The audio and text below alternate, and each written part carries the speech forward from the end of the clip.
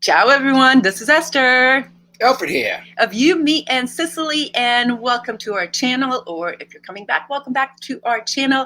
We're two expats living outside of Catania, and we come to you weekly to talk about all things Sicilian, really, and also take you around the island to showcase our majestic beauties.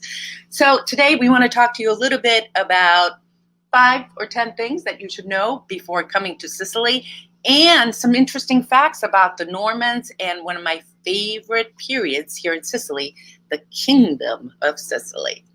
I'm happy. By the way, guess what? Yesterday was Alfred's birthday, and we had a nice celebration. We went out to dinner to one of our favorite restaurants that we take all our friends and also our clients to. Alfred has known Carmelo now for probably 15 years, 15, 20 years, more than that. So wasn't it nice? It was bittersweet because this is he's obviously just have recently opened up, right? And I felt, and I don't know how to say this, but I felt his pain. Yeah. To me, it seemed like he and his wife have been through the treadmill, so to speak, or whatever you call it, whatever mill it is that you're going to go through that's not a good thing, right? I felt bad, right? I mean, he kind of looked a little bit drawn and gaunt. I think he perked up though when he saw us. Oh, right? For sure.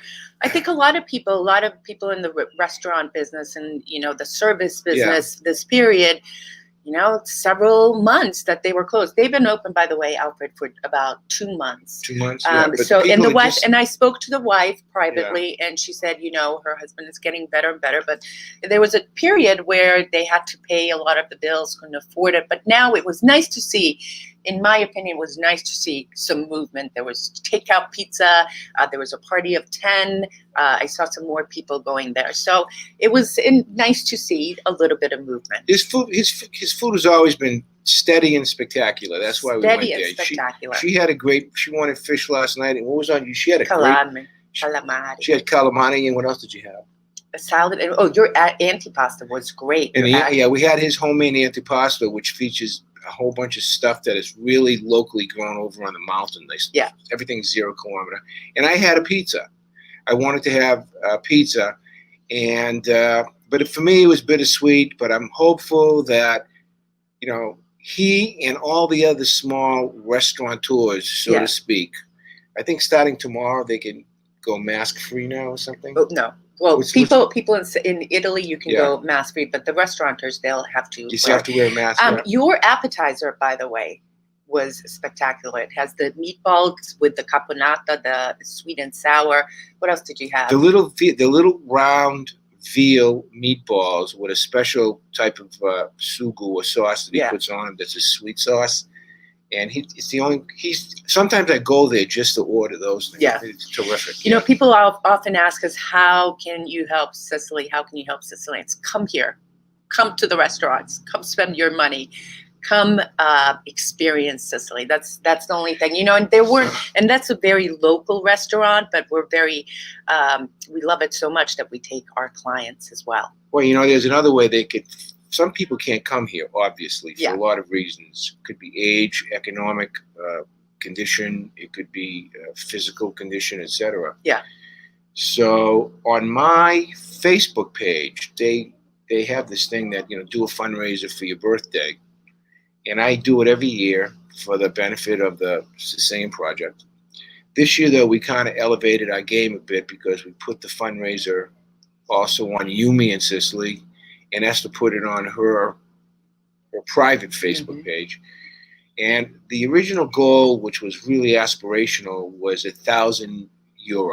Okay, so we ended up getting 30 donors. We had 30 donors. They donated, I think it's €1,300, which translates into $1,700. So on behalf of our president of the Sicilian Project, Giovanni Lanza, my dear friend who's been with me since the beginning, the great board of directors that we have, Esther included, who's on the board, we were able to dispatch funds to two charities in Aci Catena badly in need of funds. Believe Yeah. me when I tell you, one's battered women and the other one is homeless.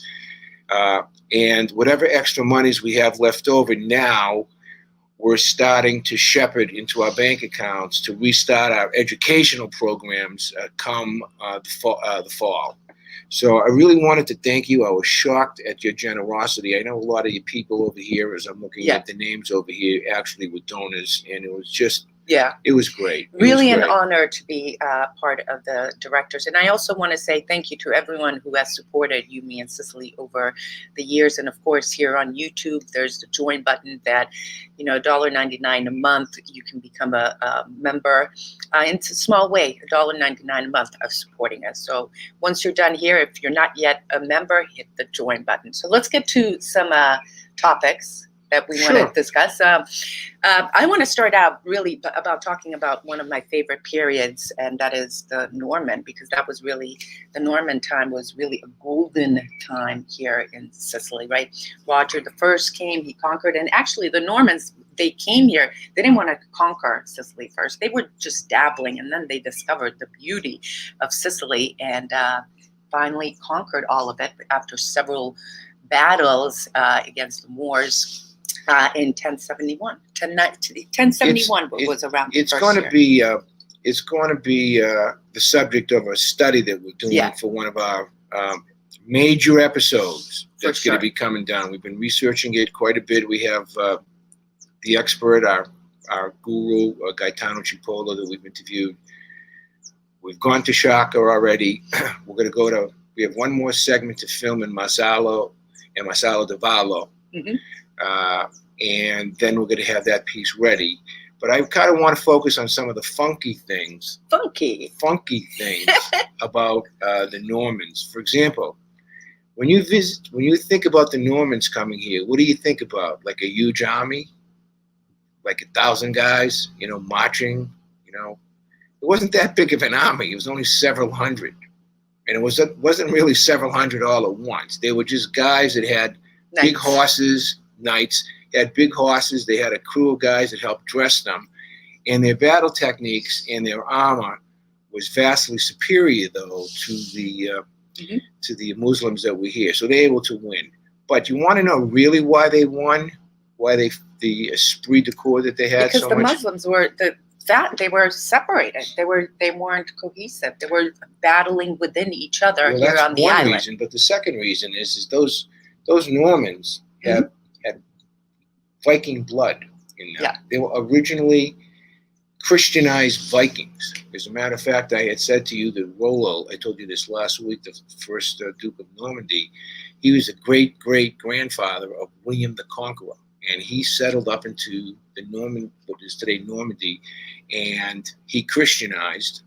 And then he's the fellow that's actually started the raid before Frederick and all the other guys, Roger the First came, and he kind of gave the glimpse of Sicily. A lot of people did, but that's like a little factoid. It wasn't a huge army that came. It was just guys that came here and clubbed the crap out of people. I guess I can say I've got a good factoid, and one of my favorites during Roger II, during his rule, this became multicultural area. Imagine this: there were the Latin people, the Greek Orthodox, the Muslims, and even Jewish people all working together. And he was such a lover of literature, of art. He brought people from all over Europe, all over Africa and other countries into his court.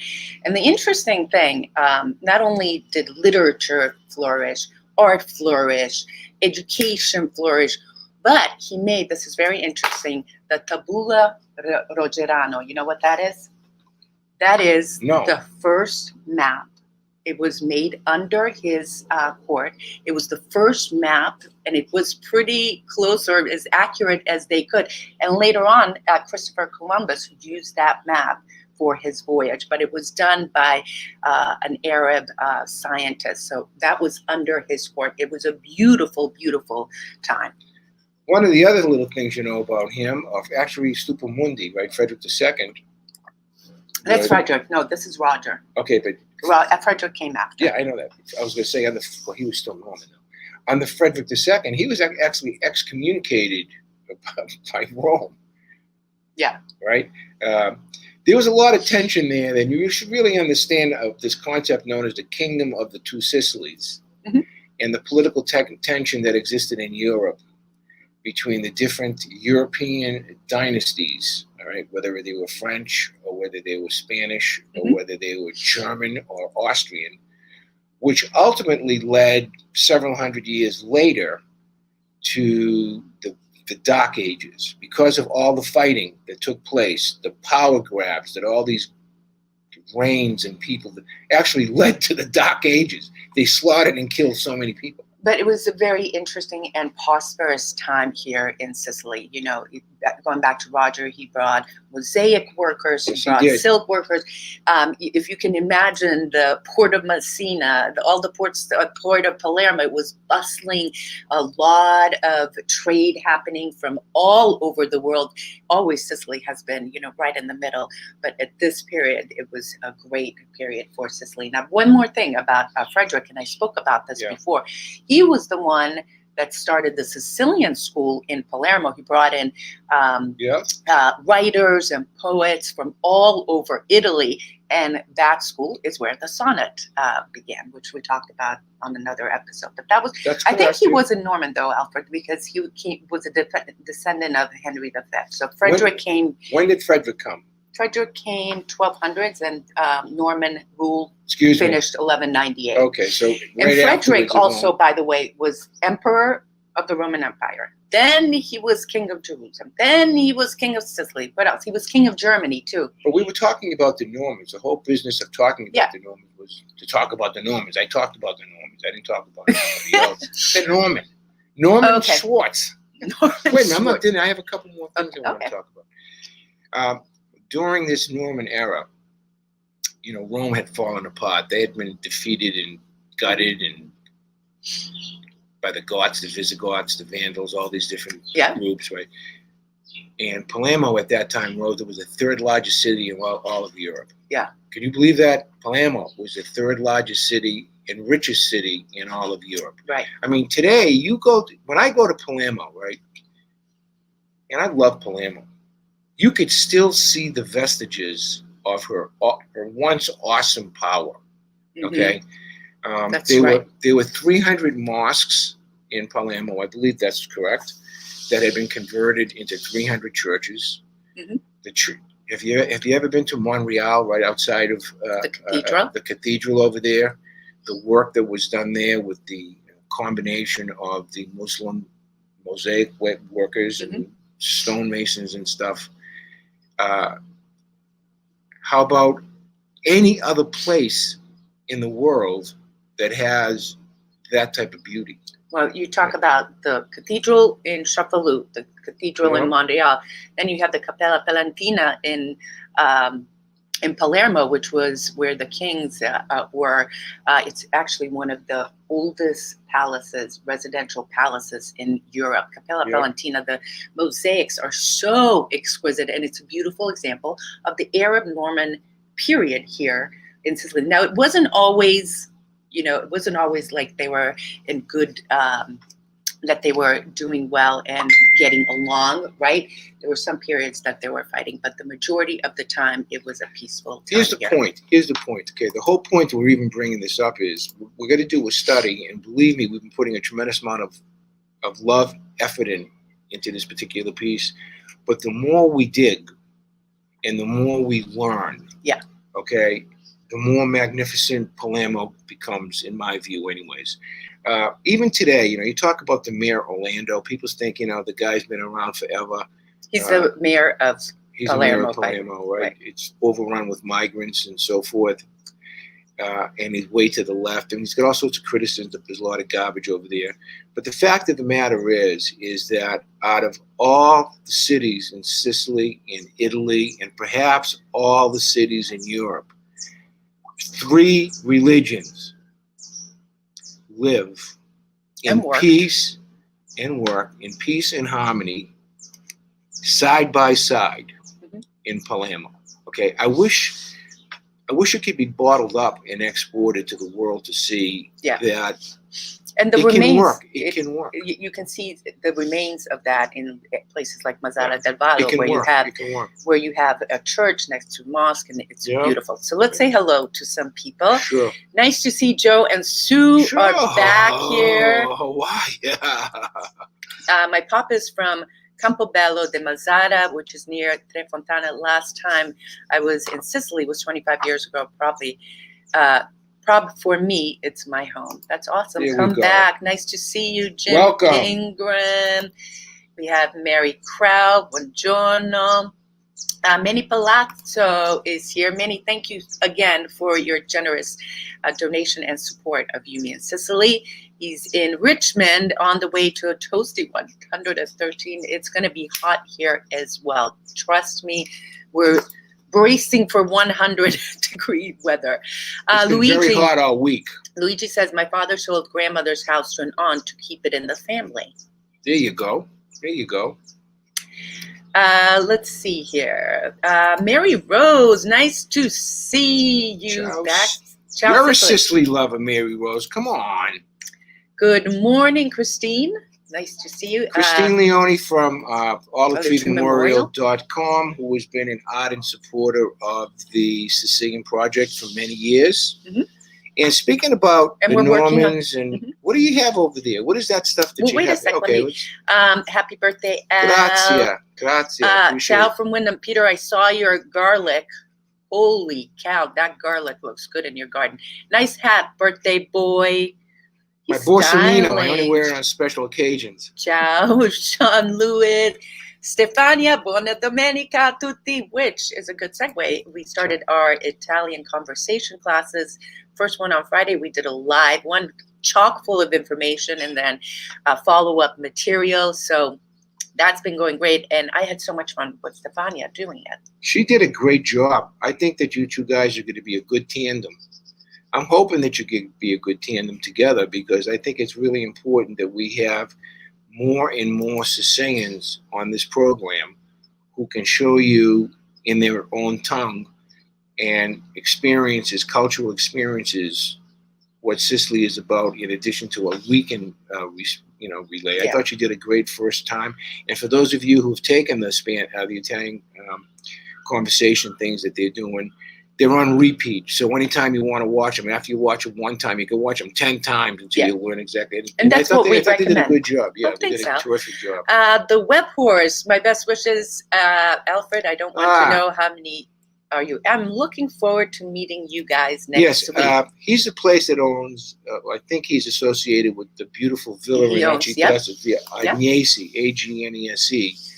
And we're going to go down and visit him as soon as possible, because I think some of our clients may be interested in his place. It's right on the ocean. It's right on the sea over here. And thank you. I think his name is Silvio. Thank you, Silvio. We look forward to meeting you. Yeah, we look forward to meeting you for sure. Back to Sicily's watching from Connecticut. Bravo. Helen, we need to go to Sicily to help these restaurants and hotel owners. I said that exactly. And tour Ching, guides, ching. right. And tour guides. Hi, guys. Nice to see you, says Tony Napoli. Hi, Tony. Sue says, happy birthday, Al. Can't wait to see you and Esther in November. We are looking forward to seeing you guys. Also, Joe says, happy birthday, Alfred, and buongiorno from all of us, Joe and Michelle Piscataway.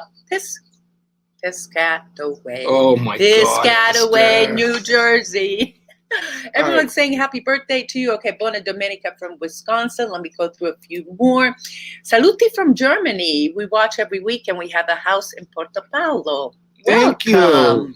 Thank you. What a nice thing to say. Helen says, interesting facts about the Normans. I thought they were French. Well, guess what? Normandy is in France, but the Normans were originally Vikings who, by Prince Charles, in order to make peace with the invading Vikings, granted them what was known as the Duchy of Normandy to settle. And it was under because there was this fierce Viking, his name was Rollo, who you ought to look at or research, who was really harassing them. So what Prince Charles, he wasn't a stupid guy, by the way, he got his daughter to marry Rollo. They had a few kids. Rollo Christianized, so did his bunch of Vikings who were fierce guys. And then over time, they became whatever you want to call them, French. The French in that neck of the woods have a tremendous amount of Viking blood. And to a certain limited extent, our Sicilian blood has a tiny bit of DNA of Viking blood as well, because they were here. Jim says it was a kind of Renaissance in Sicily. The Normans utilized the artisans and other groups in Sicily. Exactly. The mosaic tells a multitude of stories. And if you can get a chance, I highly suggest seeing those. Sting will be in concert 27th September at the Greek Theater in Taormina. Wow, that's good. That's right. Tickets are €200 each. I heard that they were very expensive. We got Michael and Linda Blaze here. Mark Hill is here. I'm so excited to see you, Mark, in September. Mark, let's get this straight about my age over here. I'm 39. No, I'm not. I turned 71 years old, okay? Now, how do I feel about turning 71 years? Well, it's a lot worse than turning, say, for example, 39. But nonetheless, I was laying in bed last night and I said to myself, I was born in 1950. Okay, so what's 70 years from 1950? What year was that? And then it's 50 and 20. It was 1879. I said, holy crap! Cow. Holy crap! But in any case, people say age is just a number, and do with it and all this other stuff. But at the final analysis, it is just a number. I want to know something. No, you don't look listen, your age. Everyone says that. My view has never been numbers. Okay, I'm just saying. I live every day like it's my last. All right, I put my head down on my pillow every night. I say, Alfred, what did you learn today? Did you learn 5 things? Remember, I tell you have to learn. If I learned 5 things and I had a decent day, and I thank the Lord Jesus Christ for giving me life, tomorrow's another day. Yeah. I'm not going to be, how long do I have? I have as long as I want. What I do want to do at some point in time, however, is I want to, now that my grandchildren are getting older, and we were talking a little bit about this, I'm trying to figure out a way how I can go back to the States for at least a month, maybe even more, so I can watch my grandson, MJ, play baseball, who's developed into quite a talented baseball player. My son Matthew, and all your other grandchildren. Yes, of course, my own. But he's a baseball player, and I love it, and I'm a diehard Red Sox fan. Yeah. So I would love to see my grandson play baseball on a really good team. Jennifer Peterson Tatone, hello, happy birthday, Uncle Al. She always calls me Uncle Al. She sent me a note as well. And Jennifer, we were talking about this. We got to talk about that fitness tour that we had planned for 2020, and we got to reschedule that. Mary Kraus says, "Bon compleanno, saluti da Olanda." Nice to see this. Oh, from Holland? Olanda. Let me see. She's Al, from Holland. what is the brand of your hat again? All right, I'll spell it for you as soon as this helicopter goes by. Go ahead. Oh my God, it's Trump. No, that's just a joke. Just a joke. Go ahead. It's a Borsalino. Borslino. Borsalino caps. They're online. They are the Cadillac of not only summer hats. This happens to be a very unusual seersucker hat.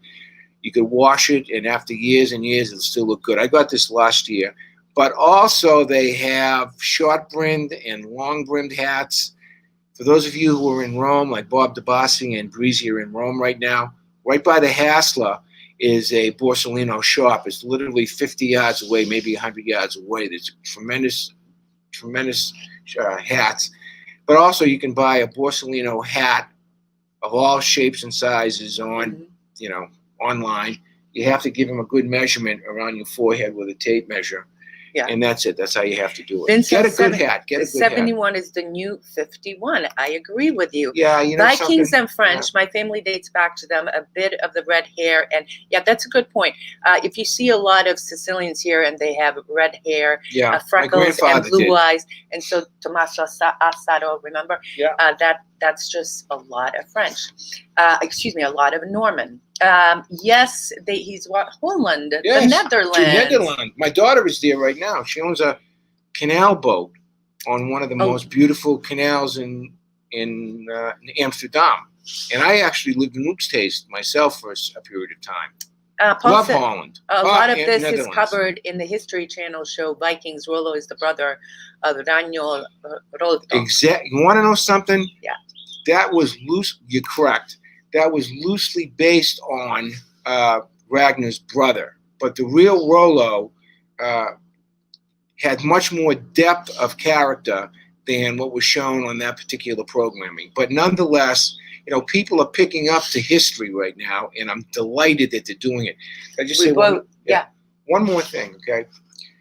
One area that I neglected for many years, because I happen to be a Roman Catholic, and when I was a younger man, I was taught by the Jesuits and the Augustinians and the Franciscans, is I didn't pay too much attention to the Byzantines, the Byzantine Church, The Greek the Orthodox. so-called Greek Orthodox Church, and their contribution, their profound contribution over millennia to the pushing of the Christian theology, okay? One of the most interesting factoids that I found out very recently was that during the Ottoman era, that's of course when the Turks finally got their crap together and all the tribes in Turkey unified to drive out the Mongols on the one side and the Byzantines on the other side who were oppressing them, was that one of the largest populations of Christians in that whole neck of the woods happened to have been in Baghdad, Baghdad, Iraq. But when the Byzantines got together and they did an analysis and so forth, the political powers, they let them hang out to dry. They disowned them. So the Christians in Baghdad survived for centuries only on the Christian faith alone and with no help from the Romans, religion, and no help from the Byzantines. But it's a magnificent study. If you guys like history, boy, I'll tell you what. You talk about Greek Orthodox here in Sicily. I mean, there are places like in Mezzogiusto, for instance, in the province of Palermo, you have the Greek Orthodox church right next to the Roman Latin, literally right next door. So you have Sicilians worshiping in both of those. And then you have places also where there's the big, Albanese, Piana del Albanese. A lot of those are still Greek Orthodox. And Alfred, you talk about Greek Orthodox during in Frederick's, or was it Roger II or Frederick II? The main language was still Greek. They were worshiping Greek Orthodox and the main language of the government. So everything was written in Greek. And a lot of the remains that you see when you go to some of these churches, some of these cathedrals, are pieces that have multiple languages with Greek in the middle. But there's also, the Arabic, there's also Hebrew, and there's also Latin. So the Greek Orthodox was very predominant. It was Latinized later on under Frederick II, under Roger II. This was predominantly still a Greek area. And he was also educated. A lot of those guys were educated in Greek. Of course, Roger, Frederick, they spoke Arabic, they spoke multiple language, but their primary language was Greek. I'll tell you one other thing, about the whole business about the Roman influence on Sicily and Italy versus the Byzantine influence, which was profound for a very long time, was that out of those two groups, one of them said to themselves, hey, we're going to allow our priests to get married. And pretty much the Byzantines allowed their priests, so to speak, to get married. The Catholics, ab initio, at the beginning, they also had, some of the apostles were married, for example. It wasn't until the 20th century, and when they started to change inheritance laws, where when somebody died in Europe, under the French laws and the Roman laws and so forth, the wife got half of the estate, and the kids got the remaining portion, no matter what the intention was of the person who died. Okay, that was Yeah. the law. So they changed that. So the Catholics says, hey, wait a minute, we're getting screwed over here a little bit. That means we have to have more bingo games. So they changed that and says you can't get married anymore. Silvio says, you're right, but even Arabic gave us a huge heritage, of course. And Absolutely, Silvio. We've talked about this many times, and we will go deeper in the episode on Arab Norman influence here in Sicily. During this time, his civilization were at the best, and while Rome had about 70,000 citizens, Palermo had about Palermo 1 million. It was, is if you think a about great it, city in the history of Europe. if you think about it, it was the capital of the Kingdom of Sicily. It was the center of Europe. It was the center of commerce. Imagine a period, but you can see still a lot of the remains. If you go through Palermo a lot, you can see that at one point it was very well off. Let me just read a couple of other things here. Susan Peterson, nice to see you. All booked and come in September. Good. Yeah, but they're going to be on Where the are you West going? Coast. Are they going to Paolo's place on the West Coast? No, they're going to Castelmare del Volpo. Oh, perfect. Thomas says, before the schism, Constantinople, not Correct. Rome, Obviously. was yes. Obviously. And the interesting thing, Obviously. also, that during this period, just a little bit of a tidbit, that the statue of San Agata, the patron saint of Catania and much of this area, she was taken to Constantinople during the period because they said that's the capital, so they kept it there. And August, I can't remember. The Black Madonna. Excuse me. August 14th, I think, is the second celebration here in Catania for San Agata, and that commemorates the date that she was brought back from Constantinople to Sicily. So there's a little bit. And also in Tindidi, the Black Madonna came from to Tindidi from Constantinople. Yeah. Which today is Istanbul, by the way. Parents from Gesso o Portoliuso. Alfred, you know what Hello that is? from Massachusetts. Parents from Gesso, no, in Portoliuso. No, I don't know where either one of those. Let us know where that's from.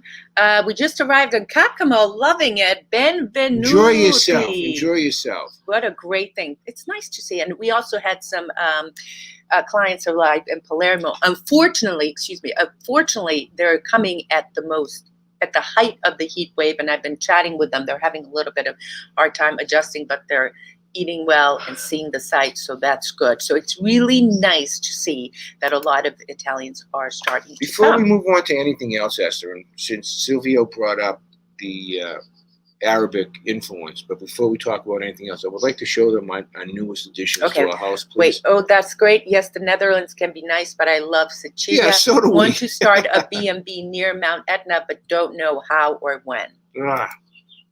Okay. You have to have a lot of money and a lot of time. Well, hold on now. Connie is here from Enna. Nice to see. Hey, Connie, is it cooler over there? It must be. She's in Enna. It must be cooler, right? Oh my God. Ciao, Enna. Okay. Okay, let me see here. With some of the things here, So talk about the Arab Norman. Silvio, we went to Brickamont, okay? Well, first I'm going to show them two of I my wanna show you what we favorite got. things. They're great. Wait a Hold on. second. First of all, you guys know what these are. Testa di Mori, the Moor heads. I'm going to tell you the story about it in just a second. But Alfred picked up these two. I love those, right? Hold on a second. He picked up these two. Look at this. The matching one. Aren't these beautiful? So let me tell you the story about this, because it has to do during the Arab Norman I like them. time. Huh? I like Tell them. the story. Go ahead. So, all right. This, by the way, Caltagirone. Beautiful, right? And if you're going to get ceramic, make damn sure that it's written there, okay? Yeah. You see Caltagirone? Make sure it doesn't say Fatto in China, made in China, okay? Yeah. And I'm telling you, a lot of the ceramic at the big industrial houses are now being made in China. PRC, People's Republic of China. Yeah. Make sure when you're bringing your gifts home that they say the town, okay? Yeah. Caltagirone, Shaka, all of those are for sure. I have to say that. Jess and Ortoluso are in Messina. I've been to neither place. All right. So there was a story that there was a baroness living in Palermo, and she loved gardening. Sicilian parents. In Palermo. Okay. Put a So face up she so you can loved, see hold it. So There you she go. loved gardening, and she fell in love with a Norman, Not a Norman. an Arab, so Moor. That's why they're called Moorheads. She fell in love with him, No, and then Testa di Morto, head Not of the Mori. dead. Mori.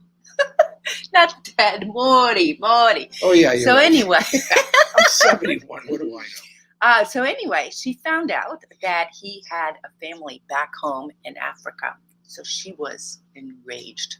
So in the middle of the Let me night, look at her. Guess what? Ooh, Off with his head. she killed him? And you know what Oh she my did? God. In order to keep him with her forever, she put his head in a planter, and much to her surprise and amazement, beautiful hair grew into Flowers. a plant.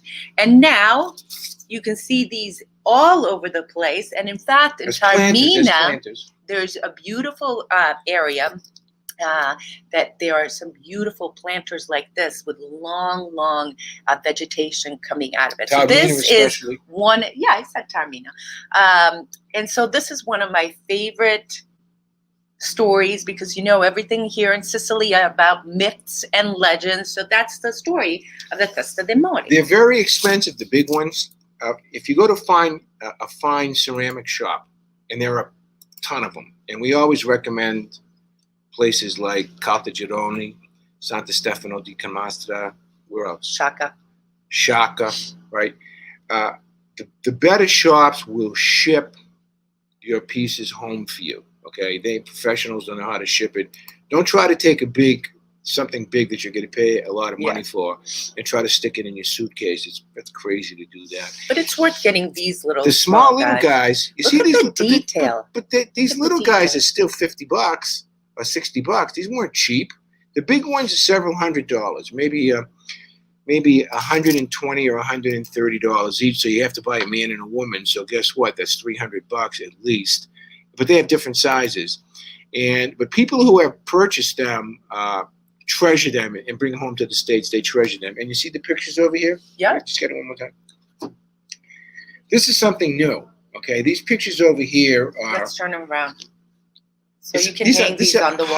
High quality reproductions that. How much were these? These were very inexpensive. I bought these at Brickman, which is like the Home Depot of Sicily, and I think I paid for that size $10 each. $10 or €10? €10 each. So that's $12 and something. So that, and they're very light.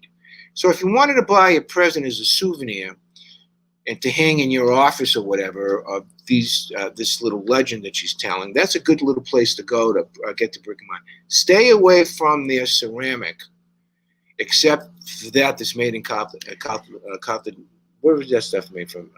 This one is in Caltagirone. Yeah, Caltagirone is when. Well, Yeah. I know they have one area over there. Yeah. My favorite, though, in all of Sicily, it happens to be the ceramic made in Shaka. Okay. The colorings? Every area has different coloring. Yeah, different color, It's different styles. Different too. styles. So Yeah. I prefer Shaka's stuff quite a bit. Yeah. Quite a bit. Fred McNeil is Hi, here Fred. from Scotland. Janine, it's so nice to see you. I remember you telling that story.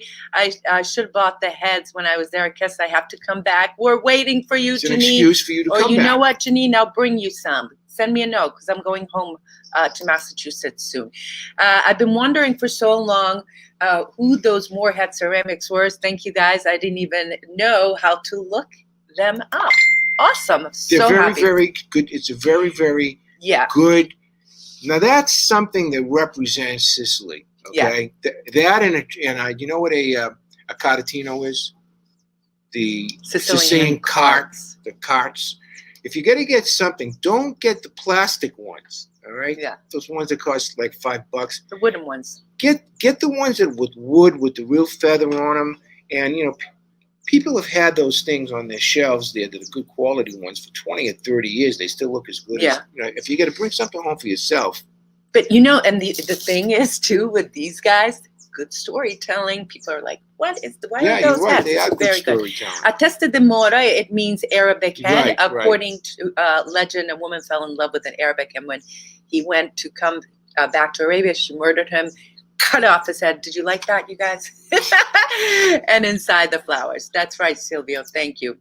Okay, so I came to Cefalu every year except for last year, but expect to return a few months from now. How's the tourism this time of the year? I'll tell you what, I've been talking to some of my guides, and they said that it's starting to pick up. Not many Americans, obviously, a lot of French, a lot of German, lots of Europeans are starting to come, but it's not busy. It's not like crazy busy. But we're expecting later on in August, September to pick up. It's going to take a while, I think, for tourism to get back to what it was. So this time of the year, during COVID times, not many people. During normal times, it gets pretty busy. I think it's going to be pretty good in August because the Northerners will be coming down here now that the digital the green pass is now in place. The Northerners will flock down here like they do every year from right before Ferragosto, which is the 15th of August, typically till the last week of August. So that 2-week period, which to me is the hottest and most uncomfortable and some things period. Are closed, but they flock to the beaches. Hopefully, and I'm hoping that all the Lidos do well. That my friend Silvio is sold out. That my other friends at the residence is sold out, and that Northerners spend their money a little bit over here. And they come from Germany, they come from Austria, they come from France. The problem is going to be the English this year because England is no longer, they're breaking their chops with the English in terms of visas and all this other stuff. And because they use that AstraZeneca as the primary vac over there, and they've been having problems now with flares and updates. So the entire EU is kind of like adversarial to letting them come in. I mean, I'm sure that they got to loosen it up down the road, but so the Americans come in, and it's, I hope that'll be the frosting on the cake. John Valillo says, what do you think of Capo di Monte porcelain? I'm not familiar. Is that the blue and white one? I have some of that. Okay, this is funny, Thomas. I'll research that for you next week. Let me give you, but I have some of the blue and white one. I always thought it was like Guelph. I think it's the one that's out in the Tropany area, but let me check about that, okay? You've told us about Sicilian Home Depot and Best Buy. Is there a Walmart type of a store?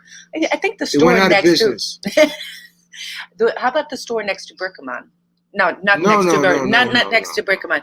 At the mall, there's a store at the mall that has the downstairs and the upstairs. That's Walmart type. Remember, you get the foods and all the items, and then you go upstairs and you can buy clothing and stuff for the kitchen. That's it. I can't remember the name of that store. Do you? The biggest store was called Auchan, and that's exactly what you're talking about. They just went out of business, but there are plenty of other stores that have terrific food markets and stuff to buy. Okay. Yeah.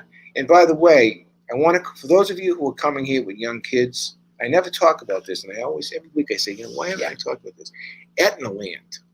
Etna Land is an amusement park that's only 25 minutes outside of Catania. Yeah. That is a great place to bring the kids. And by kids, I'm talking about even all the way up to teenage kids, because they have things like roller coasters and all the different types of rides. They have a whole bunch of activities there. They have places to picnic and stuff like that. Yeah. If you research Etna Land, that's another good day. A good day for you folks who are to be. I mean, Etna in general, there's places for camping out. There's places you can barbecue. There's places to go horseback riding. There's places to go biking and all types of fun. There's a lot of activities happening. There's hang gliding. I mean, there's stuff happening on Etna. There's golf courses. So Etna, now someone else was asking about Etna, so hold on a second. Different patterns and colors used in ceramics are signatures of the area who Absolutely, had Jim. more influence. Okay, listen, Sue, Mama Etna has been erupting constantly. 37 the days other in a day, row. 37 the other days day, in a row. 37? Today's 30 days, 37. Yeah. 38. Yesterday, there was a cloud 7 kilometers high, which is about how many, 6 kilometers is about, 6 4 kilometers miles. is 4, so a little bit 4.5 miles up high. So she has been extremely active in 3 spots. A Well, very unusual Hold it now. period. Okay? To exacerbate the situation is that a ginormous sand cloud has blown from Libya and Tunisia, and it's done a circular thing, kind of like going from Tunisia to northern Italy, southern Italy, has circled back down and has been blanketing the area with a haze. Yeah. So here it's trapping the humidity in, so to speak. So here you've got a combination of Etna in a 37th day of eruption. You've got this damn Tunisian sand, or Libyan sand, or dust, or whatever the hell it is, and you have hot weather right now. Now today it's like great. It's only like 85, but this week it was in the high 90s. Jim Ingram, yes, your band is booked. The moral of the story is don't get your Sicilian wife angry. Mother-in-law's last name is Caltagirone. Yeah. We bought beautiful ceramics when we visited, signed by the artist Alemana Giorgio. That is so cool. Vin says, on your way to Shaka, stop at Ribera and try their famous oranges. That's right. Of course. Capodimonte is from Naples. It has lost some of its value, but the older stuff is still holding that's value. why I didn't know about it, Jimmy. I didn't know about it. But which is the one that looks like the blue and white Delft china from the Netherlands? I know it's in the Trapani area. I actually bought some. I have at an antique shop. I have a couple here. Mary Rose says, are you going to Carnevale and Aci?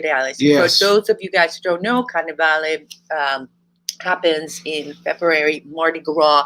It's a month-long set of activities here in Aci, not far from us. We did several episodes on that, featuring the incredible floats and people come with their masks on. It is quite a celebration. So the one in Aci, the one in Shaka, there's big ones all over the place. So if we can find enough interest, we can book a tour. Look at this. Jimmy is unbelievable. Thank you. And Jimmy, I don't know if you heard earlier, Alfred mentioned, but we ended up making a significant donation to the two nonprofits in Aci, thanks to people like you. So thank you. I just wanted to say one other thing. If we do have any interest in a Carnevale tour, we'll organize it for you gladly. We can get 7 people, we'll have one. And the other thing is, for this year, several people have expressed an interest in having a Christmas tour. We don't want to have it like so that it's going to go all the way to New Year's Eve, but I think we picked out. We have it I think that the date is 29th. It's on our website. The 20 to the 20. It's on our website. www.umeet. If we have 7 people, 6 people, we'll do that too. We like the smaller groups for these things. Much better. Okay? They're much better. We have much more fun. Angelo ordered your books yesterday. You're going to love it. You love Leonard Storm. Thank you, Angelo. I just saw that order come in. My daughter is going to ship that. I'll ship that rather in August when I get back to first. Is it the Sirocco you're experiencing? No, Leonard, it's not.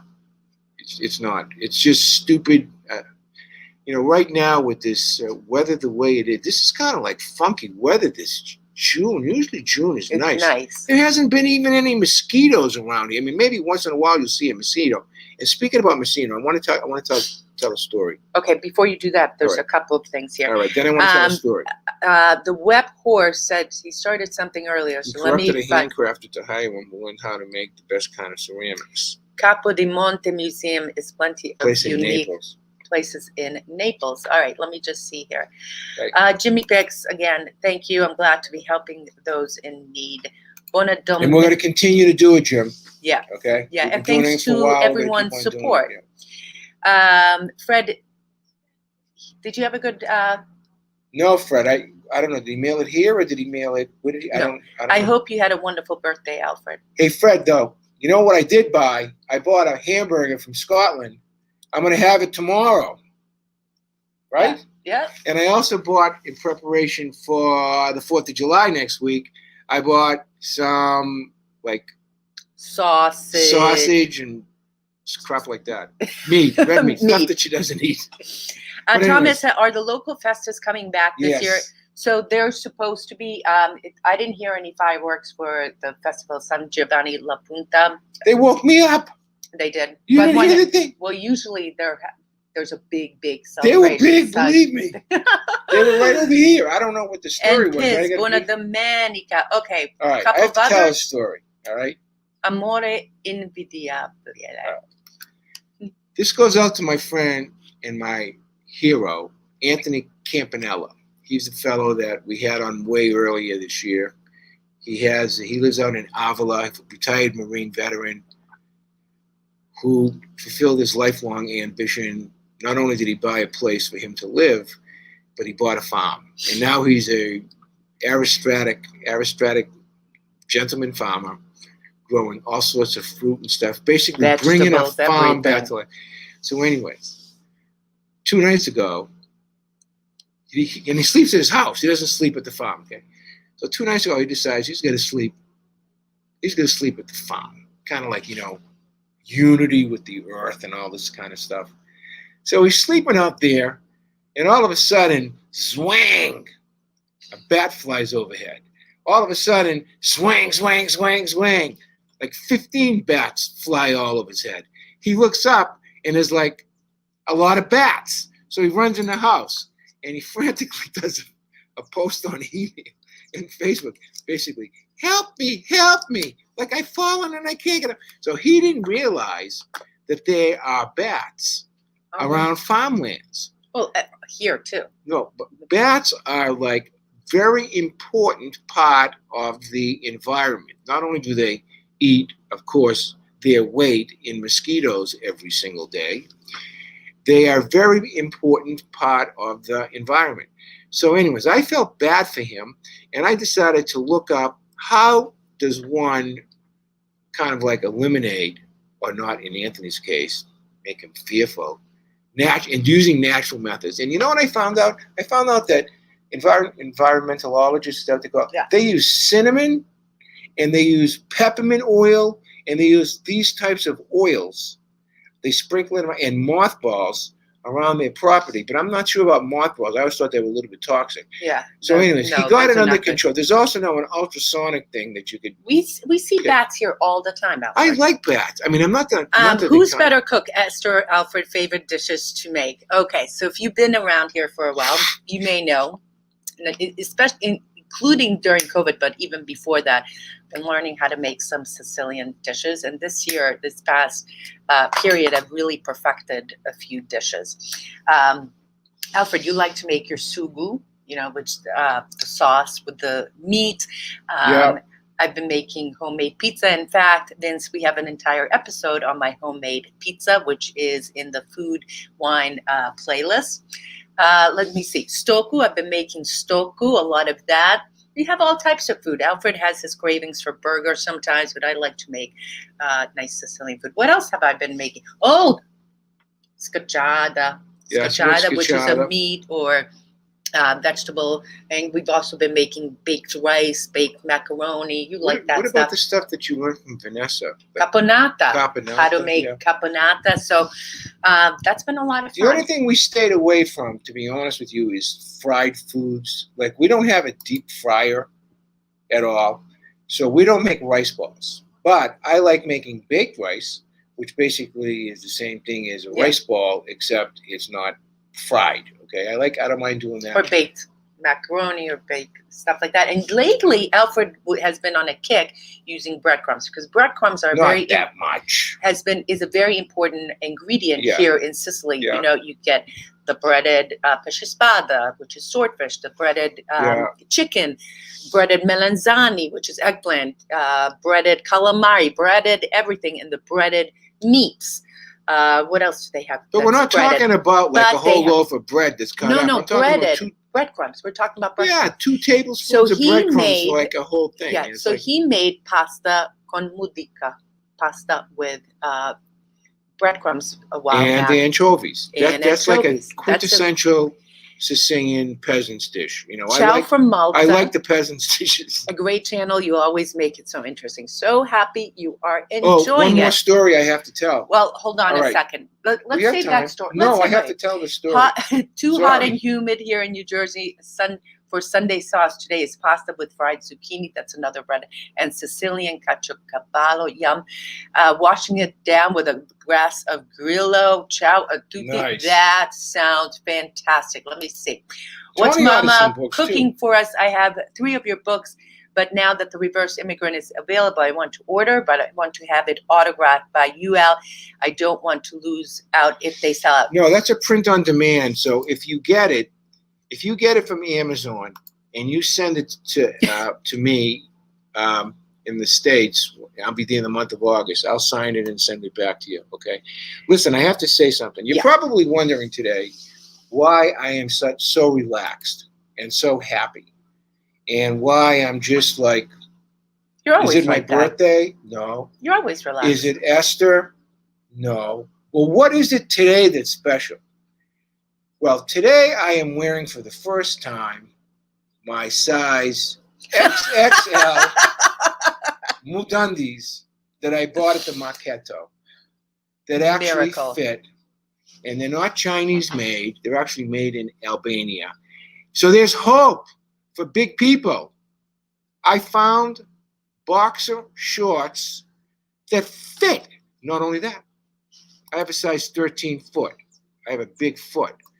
They don't make size 13 shoes here because they're morons here. But in any case, I found beautiful half socks at the Marketo that fit perfectly.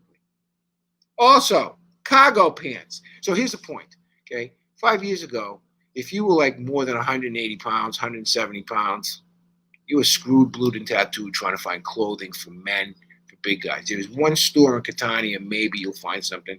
But they have the stuff for those that are what they call morbidly obese. I mean, like, it's like a sheet with a hole on it that you put over, okay? So I'm so happy that tomorrow morning I said to her, hey, look, what are you doing tomorrow? She said, why? I says, I got to go back to the market because I'm going to see if I can buy more underwears. And more socks. And more socks. They cost me $1.50 for 3 pairs of socks. When I go home to the States, I pay $13 for 3 pairs of athletic socks. So I can wear them once if I want to throw them away. I'm so happy. We used to go every single Monday because there's something for everyone. That's one of the things I want to talk about. We'll talk about it maybe on Wednesdays. 5 things you need to know before coming to Sicily and the mercatos, because every town has a designated day that they have this open market. And what it is they have all types of things for your house, all types of things for the garden, sewing stuff for the hair, makeup, shorts, underwear, bras, everything. Not this dress. No, this dress is a nice dress. No, but I got a lot of my summer dresses. They're very light.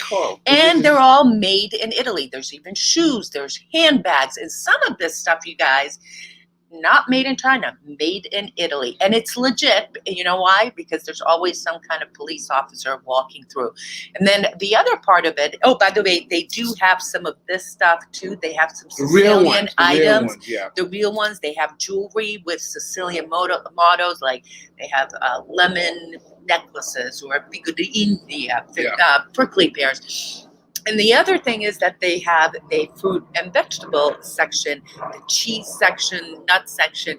I recommend that if you come here, find out what day that your town or the surrounding towns have their mercato, their open market, because even if you don't buy anything, and trust me, we've taken clients there and everyone buys something. It's quite an experience to see this. It is really enjoyable to go and talk to the locals, see the different types of things. We always come home, even stuff for your bathroom. The other day I bought this nail polish, which I thought was going to be coral. But it's nice. Hello from Sarasota, Florida. Ancestors from Agrigento. I'm planning to visit again. Keep up the great work. We will be bringing our small group, like when they come here in October.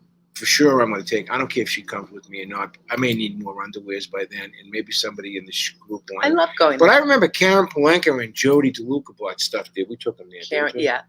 We took a lot of people. Jimmy. Jim, Paul says, well, we are pretty much the same size. I'm also 6'2" size 13. 6'2", yeah. 13, yeah. I used to work summers stamping out forest fires in Massachusetts. That's funny. Size 13. They don't have shoes that big here, though. A sheep with a hole in it. I gotta steal that one, Alfred. Why? Huh? You never went to a toga party in college? What about lazy size? Are you going to get chased out of the store if you aren't a size 2? No. They have all types. But if so let's say you're a medium, I would get large when the sizes are a little bit off. The European sizes are a little bit off. And I got to tell you, Helen, at this mercato, they have lots of dresses for women for larger sizes. In fact, they have dresses and tops and pants and things for females for all types. Because I remember we had someone who needed an extra large, and they do have it. Now, when you go to some stores in Catania, for instance, some stores don't have it, but you just have to know who to ask. But no, they're not going to laugh you off. Last week I went by one of their displays, right? As I was approaching it, I thought it was a flag display. So I said to myself from a distance, so I want to see if they have Sicilian flags. As I went closer, I got closer. They were all white, right? And I got closer, and all of a sudden, they were like these gigantic women's underwear.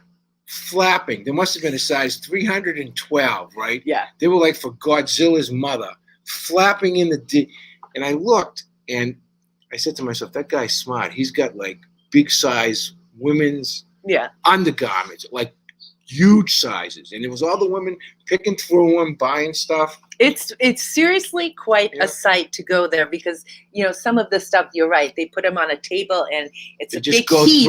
It's a big heap and everyone's just looking. I mean, you can get bikinis, swimsuits, all types of things. Yep. Jimmy picks. So let me tell you, I would love to go for the street photography. We actually did an entire episode on the experience of going. And I think it was Mercato shopping. I can't remember, but I'll put a link in the description. Okay, Mary Rose says that she loves going there. Violet. That's a good one, Mary Rose in Siracusa. That's a good. Yep. That's a good market. Hello from that. That's so small compared to that one. Yeah.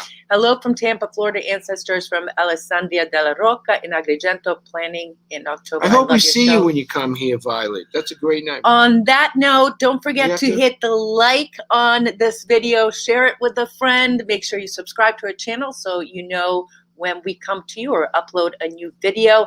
Thanks so much for watching, everyone. Arrivederci. Grazie tante per tutti. Buona domenica. Ti voglio bene.